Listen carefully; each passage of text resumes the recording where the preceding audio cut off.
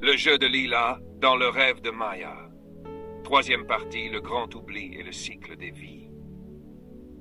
Le jeu était en marche.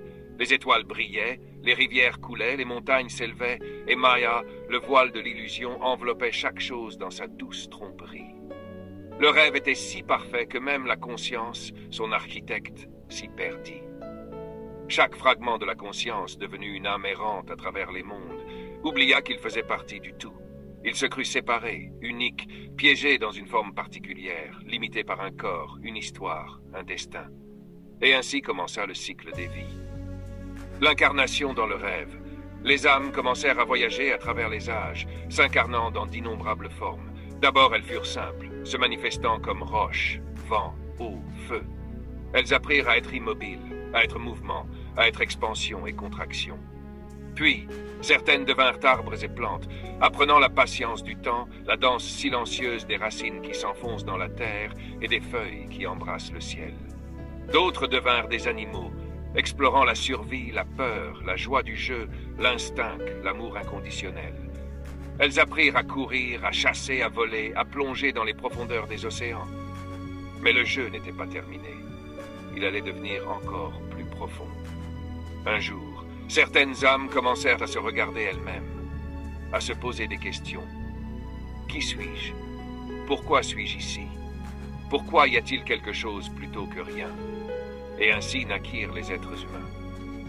L'illusion de la séparation. Avec cette nouvelle forme d'incarnation, la conscience fit l'expérience de quelque chose d'encore plus troublant. Elle goûta à l'oubli total. Les humains ne savaient plus qu'ils étaient la conscience elle-même, jouant à se fragmenter dans le rêve de Maya. Ils se crurent des individus distincts, séparés les uns des autres, isolés dans leur propre existence. Ils inventèrent des noms, des identités, des histoires, des civilisations. Ils bâtirent des royaumes, créèrent des langages, des cultures, des croyances. Ils explorèrent les étoiles, creusèrent la terre, cherchèrent des dieux dans le ciel, sans soupçonner qu'ils étaient eux-mêmes la divinité qu'ils désiraient. Mais plus ils s'enfonçaient dans Maya, plus ils oubliaient leur véritable nature. Ils commencèrent à ressentir la peur, peur de l'inconnu, peur de la souffrance, peur de la mort. Ils expérimentèrent le désir, le besoin d'avoir, de posséder, de contrôler.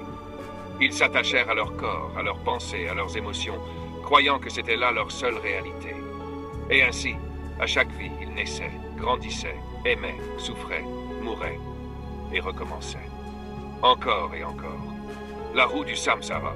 Le jeu devint une spirale sans fin.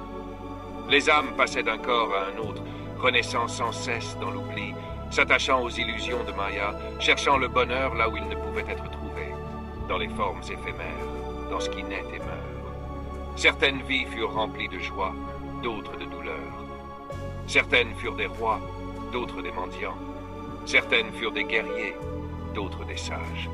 Certaines furent aimées, d'autres oubliées.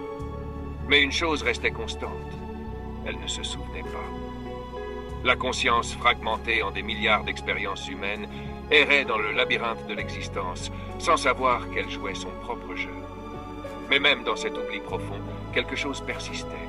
Un écho, une vibration, un murmure dans l'âme qui à certains moments chuchotait « Et si tout cela n'était qu'un rêve ?» L'appel de l'éveil. Au fil des âges, certains commencèrent à entendre cet appel plus clairement que d'autres. Un moine assis sous un arbre en méditation, un vieil homme contemplant l'océan, un enfant regardant le ciel étoilé. Parfois, en un instant, ils se souvenaient. Un éclair de compréhension traversait leur esprit. Ils voyaient à travers Maya, comprenant que tout cela était un jeu, un rêve sacré de la conscience explorant sa propre infinitude. Ils comprenaient que chaque être, chaque chose, chaque étoile était une expression du même un. Et alors commençait une transformation. Ces âmes éveillées qui avaient entrevu la vérité cherchaient à la partager.